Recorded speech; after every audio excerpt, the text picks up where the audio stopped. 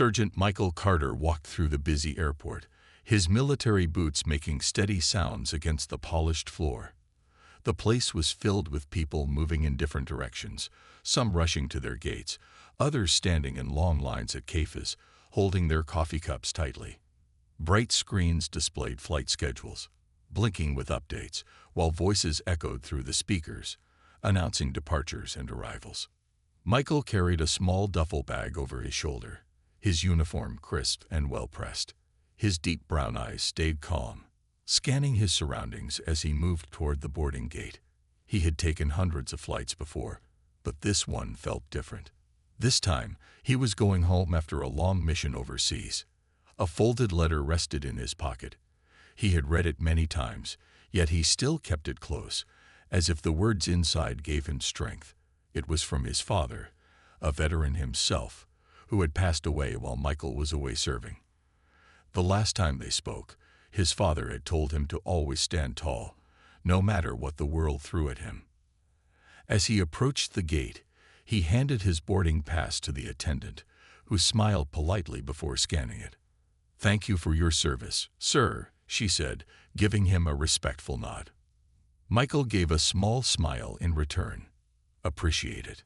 He walked down the jet bridge and stepped onto the plane, feeling the familiar scent of clean air mixed with the faint smell of coffee from the galley. The flight attendants greeted him warmly as he entered the cabin. First class was spacious and quiet. Plush seats lined the aisle, and passengers were already settling in, some reading, others tapping away on their phones.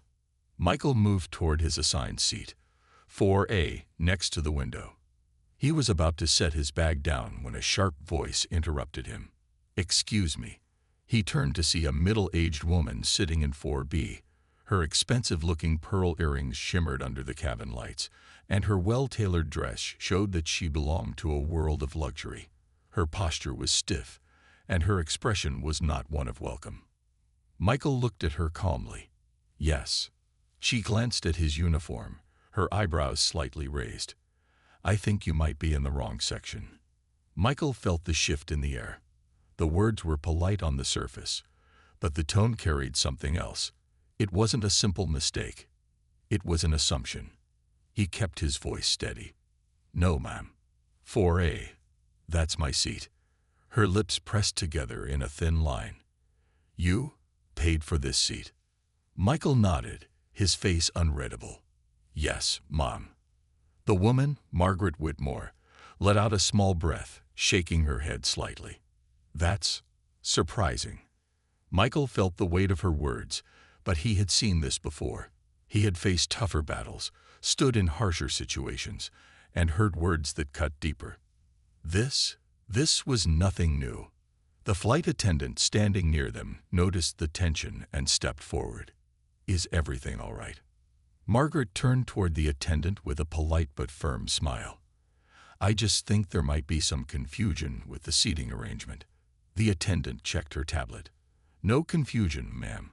Sergeant Carter is assigned to 4A. Margaret hesitated for a moment before speaking again. "Well, I mean first class is usually 4. She paused, choosing her words carefully.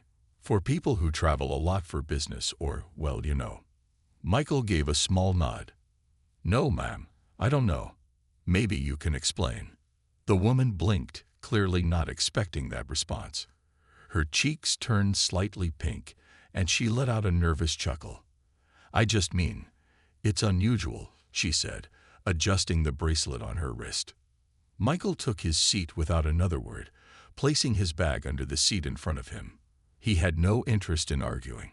He had faced real problems, life and death situations. A conversation like this wasn't worth his energy. Margaret, however, wasn't done. She shifted uncomfortably in her seat and turned to the flight attendant again. "Is there another seat available?" The attendant frowned slightly. "I'm not sure, ma'am. Are you requesting a change?" Margaret sighed. I don't feel very comfortable sitting here." A silence fell over the nearby passengers. Some of them exchanged glances, but no one said anything. The air in the cabin grew heavy. And then, A deep, steady voice came from behind them. "Is there a problem here?" Michael turned his head slightly to see the man sitting in 5A right behind him. He was in his early 50s, tall, with sharp blue eyes and neatly combed silver hair. His suit was perfectly tailored, and his watch gleamed under the soft cabin lights. Margaret looked up at him, her expression changing slightly. She seemed to recognize him. The man leaned forward slightly, resting his arms on his knees. His presence carried a quiet authority, the kind that made people stop and listen. "I couldn't help but overhear," he said, his voice smooth but firm. "It sounded like you had an issue with the seating arrangement." Margaret hesitated. I'm just surprised, that's all." The man's eyes didn't leave her. "Surprised about what, exactly?" Margaret opened her mouth, then closed it, choosing her next words carefully. "I just thought first class was meant for certain kinds of travelers." The man smiled, but there was no warmth in it. "And what kind is that?" Margaret shifted in her seat, realizing the conversation was no longer in her control. The man didn't wait for her answer. Instead, he turned his gaze toward Michael. "Sergeant Michael Carter," he said with a nod. "It's an honor to meet you." Michael's eyes narrowed slightly. He didn't recognize the man, but there was something in his tone, something that carried familiarity. Margaret looked between the two men, her discomfort growing. You know him." The man leaned back slightly, his sharp blue eyes never leaving her. "Oh, I know exactly who he is," he said, a small smirk forming. "And I think you just made the biggest mistake of your life." Margaret's face paled slightly. Michael stayed quiet, waiting. The cabin around them remained silent, passengers now watching with curiosity. Something was happening here, something they didn't quite understand yet. And as the plane continued boarding, the weight of the moment settled in. Margaret had no idea who she was sitting next to. And even worse, she had no idea who was watching from behind. The air inside the plane felt heavier than before. The soft hum of passengers settling into their seats, the faint chime of overhead announcements, and the muffled sound of luggage compartments being closed, all of it faded into the background. Margaret shifted uncomfortably in her seat, her fingers gripping the armrest as if she were bracing herself. She could feel eyes on her, watching, waiting.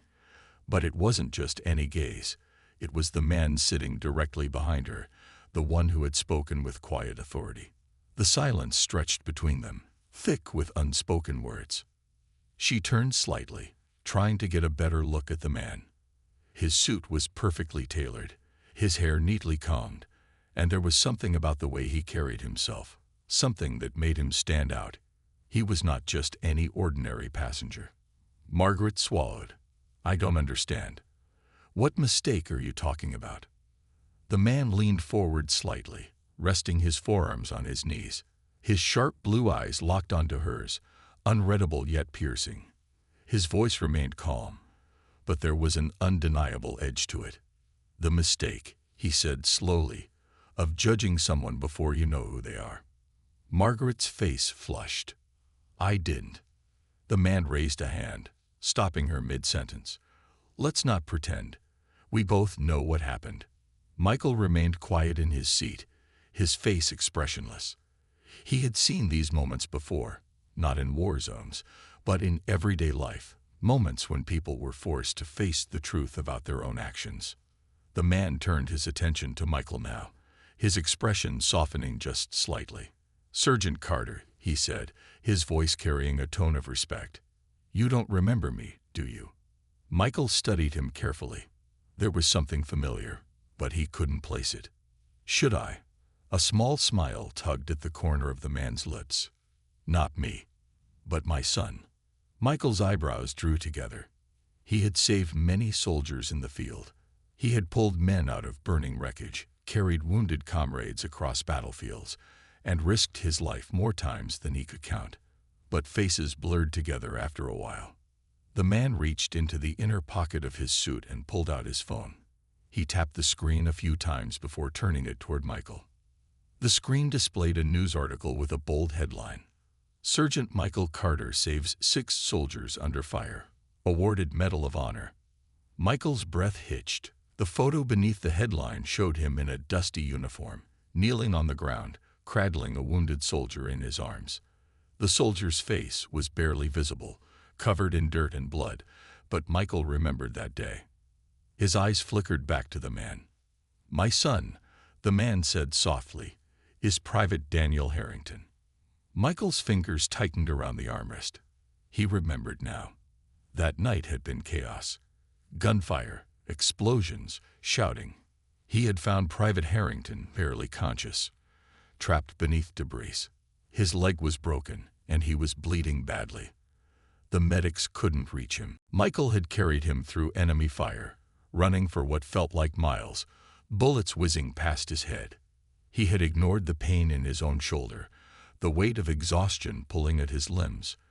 All that mattered was getting the soldier to safety. And now, here he was, sitting face to face with the father of the man he had saved. William Harrington II placed his phone back into his pocket. "Daniel told me everything," he continued, "about how you didn't hesitate, about how you risked your life for him." He exhaled slowly. "My son is alive because of you." Margaret's face had gone pale. Her hands, which had been so confidently folded earlier, now rested awkwardly in her lap. She had been so quick to assume, so sure of her place in this cabin, and yet she had just dismissed a man who had done more in a single day than she had in a lifetime. The weight of her mistake settled in. Michael, however, remained composed. He simply nodded. "I was just doing my duty." William shook his head. "No, Sergeant, that wasn't just duty. That was courage." The nearby passengers, who had been quietly listening, seemed to hold their breath. The tension had shifted now. It was no longer about a simple misunderstanding. It was about something much bigger. Margaret cleared her throat, her voice quieter than before. "I didn't know." Michael turned his head toward her, his expression neutral. "But you assumed." Her lips parted, but no words came out. William leaned back slightly, watching her carefully. "Tell me, Mom," he said, tilting his head slightly. "Would you have asked me if I belonged in first class?" Margaret's throat tightened. She knew the answer, but she couldn't bring herself to say it. William didn't need her to. He already knew. The flight attendant, who had been standing nearby, shifted her weight from one foot to the other. The entire crew had witnessed what had happened. Now she cleared her throat and spoke in a professional but firm tone. "Ma'am, since you feel uncomfortable, we can move you to another seat." Margaret let out a small sigh of relief, eager to escape the situation. "Oh, that would be." The attendant continued before she could finish. "We have available seats in economy." Margaret's relief turned to shock. I meant another seat in first class." "I'm afraid first class is full," the attendant replied, her voice polite but unwavering. "Your new seat will be in economy." Margaret's face turned red. She opened her mouth to protest, but the weight of the stairs around her stopped her. She had created this situation. Now, she had to live with it. With slow, reluctant movements, she gathered her things, her designer purse, her silk scarf. None of it felt as important as it had before. As she stood up, she hesitated, glancing at Michael one last time. "I'm sorry," she said, her voice barely above a whisper. Michael didn't respond right away. He studied her, as if deciding whether her words held real meaning. Then, finally, he gave a small nod. Margaret turned and walked down the aisle, her steps quieter than before. The flight attendant waited until she was gone before looking back at Michael. "Would you like anything to drink, Sergeant Carter?" Michael smiled faintly. "Just water, thanks." As the plane's doors closed and the final announcements began, William spoke once more. "If you ever need anything," he said, reaching into his pocket and handing Michael a small card, "my door is always open." Michael took the card. Harrington Global, one of the biggest companies in the country. He glanced back up at William, who gave him a respectful nod. Michael simply smiled. "I'll keep that in mind." And with that, The plane took off, soaring into the sky, leaving behind the weight of judgment and assumption, carrying forward the quiet, unspoken victory of a man who had always belonged, no matter where he sat. The plane soared through the sky, leaving behind the city lights and stretching toward the endless horizon. The hum of the engines filled the cabin, blending with the quiet conversations of passengers and the occasional clinking of glasses. Michael Carter sat still, staring at the small business card in his hand. The name printed on it carried a weight he hadn't expected. Harrington Global. He had heard of it before. Everyone had. It was one of the most powerful companies in the country, a name tied to billion-dollar deals, politics, and influence. He glanced at the man in 5A, William Harrington II, the father of the soldier Michael had saved. The man who had just witnessed Margaret's judgment unfold in real time. William sat calmly, his blue eyes focused on Michael, as if waiting for him to say something. Michael finally spoke. "Your son, how is he now?" A small smile touched William's lips. "Stronger than ever," he said. "Thanks to you." Michael gave a slight nod, but inside, a thought lingered. It wasn't just thanks to him. It was thanks to the team, the medics, and the soldiers who had fought alongside them. William continued. "He wanted to be here himself, but he's overseas again, volunteered for another mission."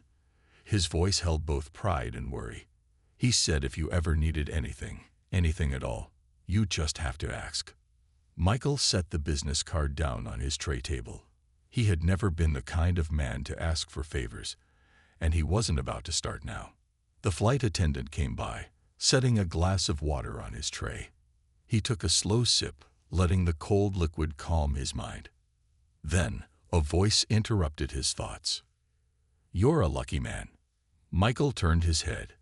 A passenger across the aisle, an older gentleman with salt and pepper hair, was watching him with interest. His face was lined with age, but his sharp eyes carried something deeper, something observant. Michael studied him carefully. "Lucky." The man gave a small nod. Most people go through life without knowing who's watching them. Michael's grip on the glass tightened slightly. There was something strange about the way the man spoke, something intentional. William, too, seemed to notice. He turned his head toward the man. "And who might you be?" The man chuckled softly. "Just an observer." He leaned back in his seat, folding his hands together. "Though I must say this flight just got a whole lot more interesting." Michael's instincts, honed from years of service, told him there was more to this man than met the eye. There was an energy about him, a calm confidence that reminded Michael of intelligence officers he had met in the past. William didn't look away. "Do you have a name, observer?" The man tilted his head slightly, as if debating whether to answer. Then he smiled. "You can call me Mr. Reynolds." Michael didn't react, but the name rang a faint bell. He had heard it somewhere before, but he couldn't place it. Reynolds glanced at William's business card sitting on the tray table. "Harrington Global," he murmured. "Quite the empire you've built."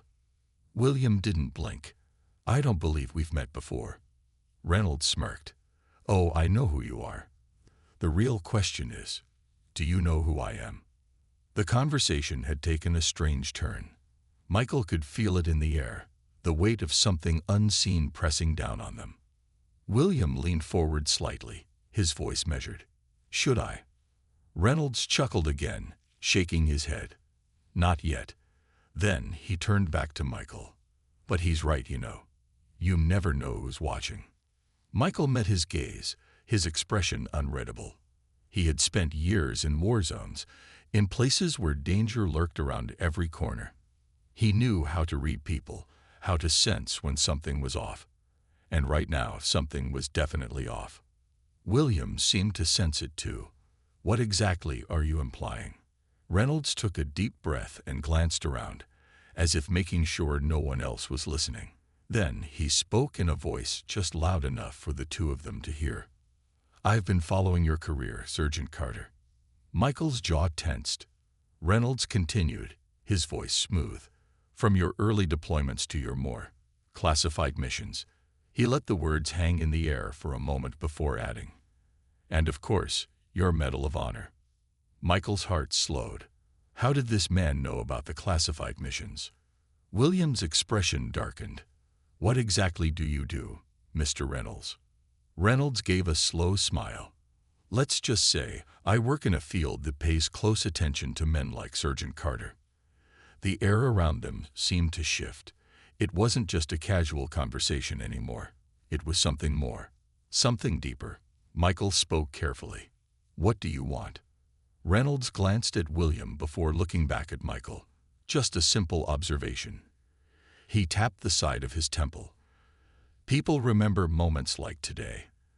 They remember who stands up and who stays silent. And sometimes, the right people notice. Michael studied him, his mind working through the possibilities. Was this man intelligence? Government? Something else? William leaned back, watching Reynolds closely. And what happens when the right people notice? Reynolds smiled, but this time there was something almost knowing behind it.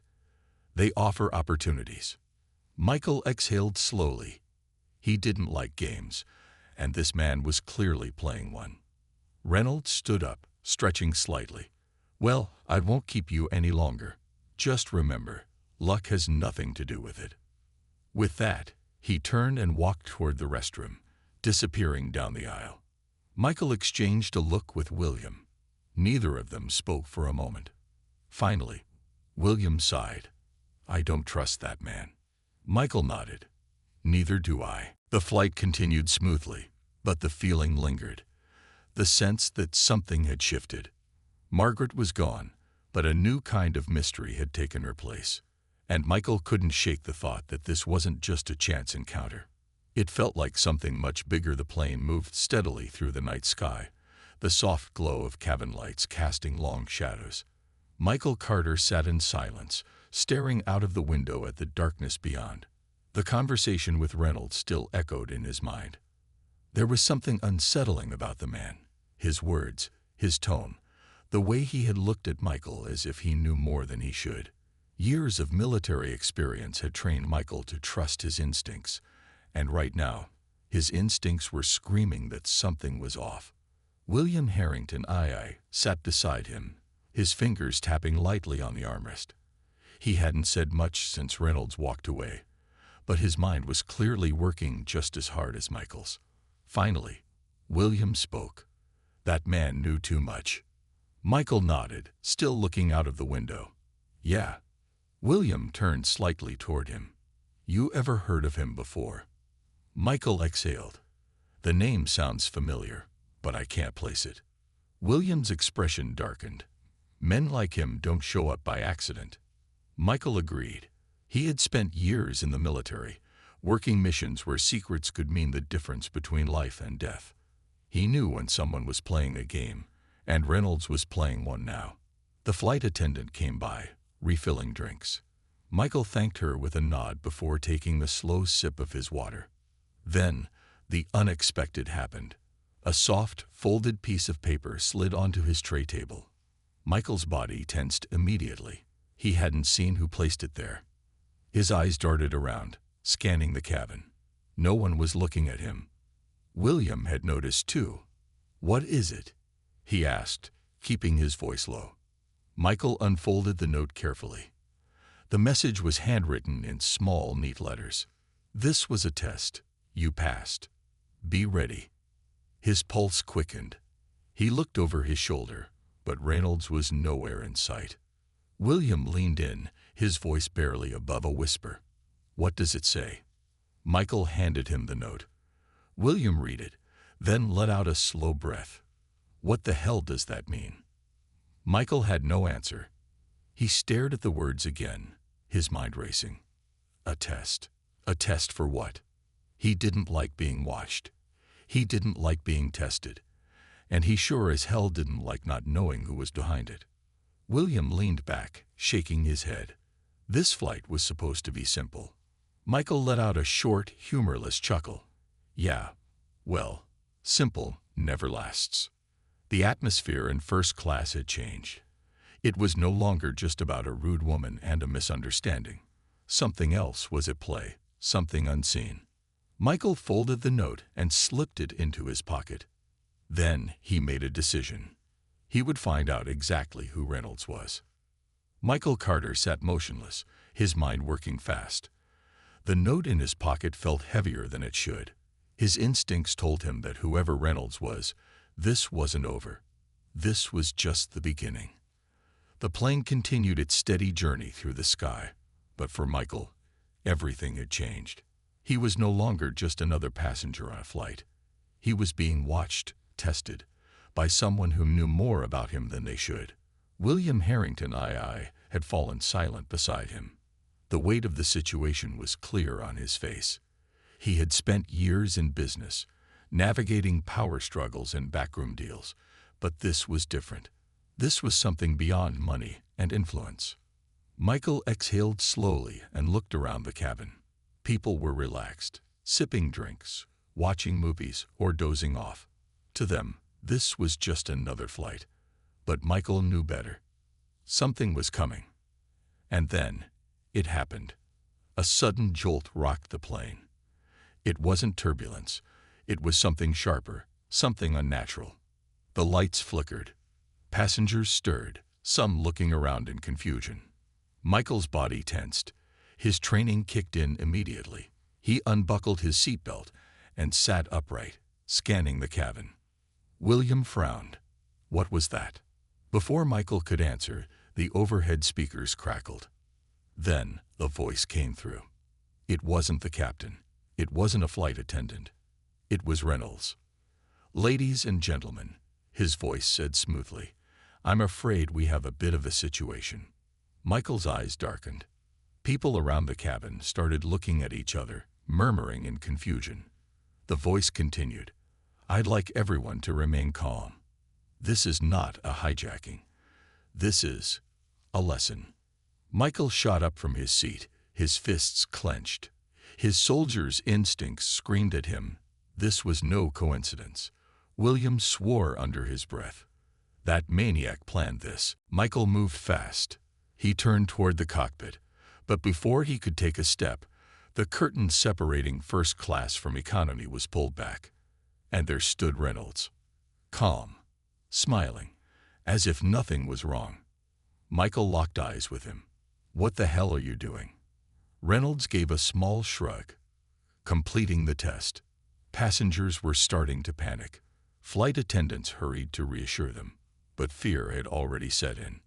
Michael took a step forward, his voice low and dangerous. "What did you do to the plane?" Reynolds chuckled. "Nothing permanent." He gestured toward the cockpit. "Your pilot is perfectly fine, but I needed your full attention." Michael's muscles tensed. His every instinct told him to take this man down. But something held him back. This wasn't an ordinary threat. Reynolds took another step forward, his voice dropping. "I needed to see how you'd react under pressure." Michael narrowed his eyes. "And?" Reynolds smiled. "You reacted exactly as I expected." Then he dropped something on the floor. A small black device. It beeped once. Michael's body moved before his mind could process. He grabbed Reynolds and shoved him against the nearest seat. Passengers gasped. Flight attendants yelled. But Michael didn't care. His forearm pressed against Reynolds' throat. "What is that?" he growled. Reynolds didn't even flinch. He just smiled. A simple lesson. The device beeped again, and then powered down. Nothing happened. The tension in the air was thick enough to cut. Reynolds exhaled. "You're a hard man to shake, Carter." Michael's grip tightened. "Give me one reason not to knock you out right now." Reynolds tilted his head slightly. "Because I just gave you the biggest opportunity of your life." Michael hesitated, just for a second, but Reynolds saw it. He leaned closer and whispered, "You've been fighting the wrong battles, soldier. There's a much bigger game being played. And I think it's time you joined the right team." Michael's eyes flickered with something unreadable.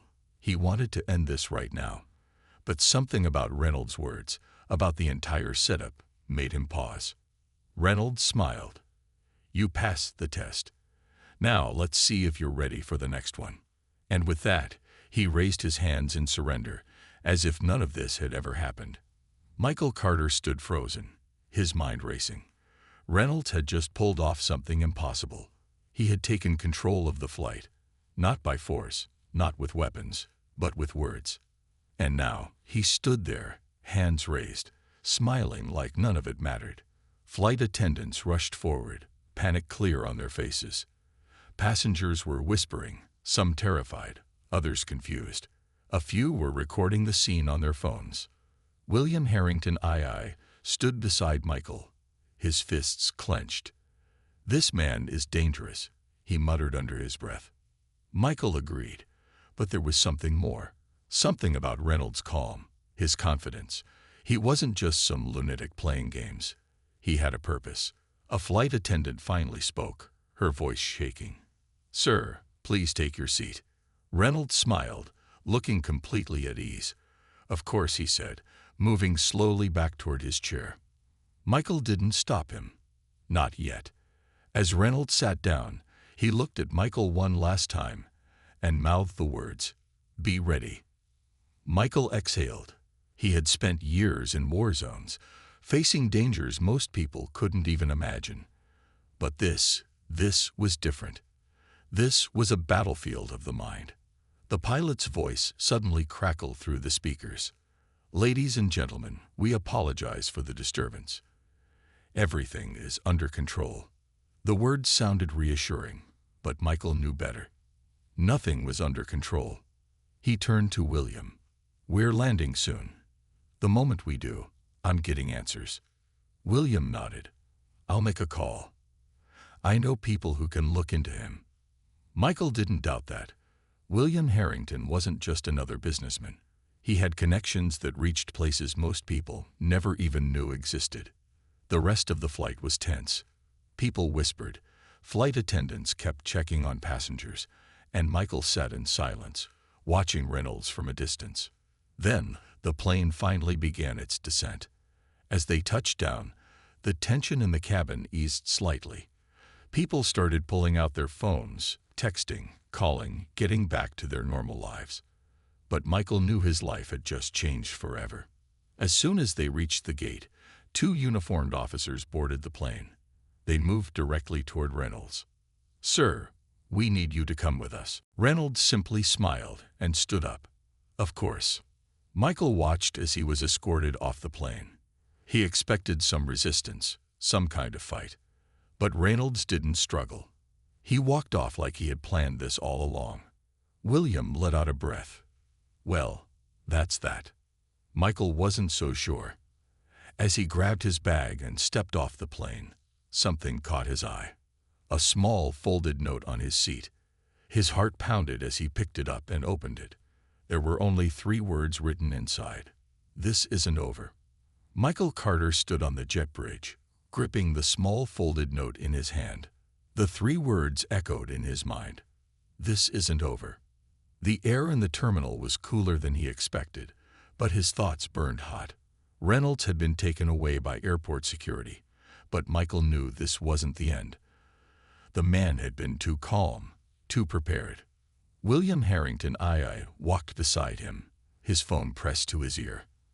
I need full background checks.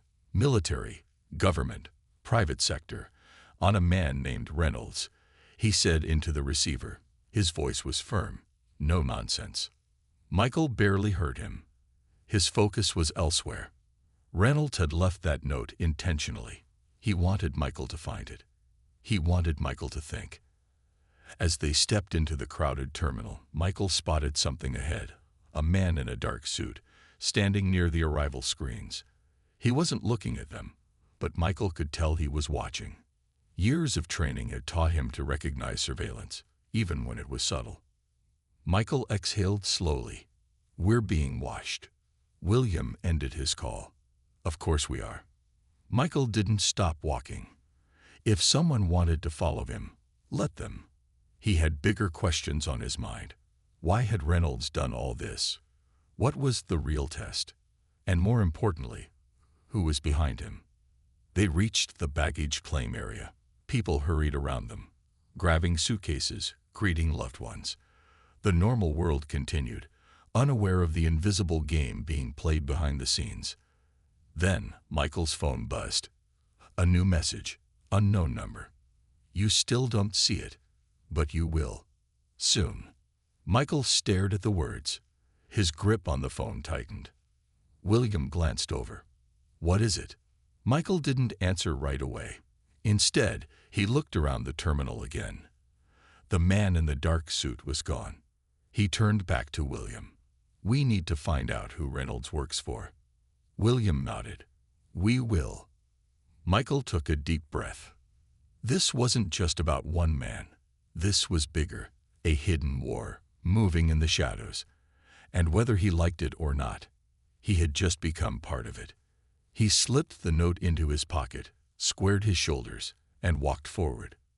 Because this wasn't over. This was just the beginning.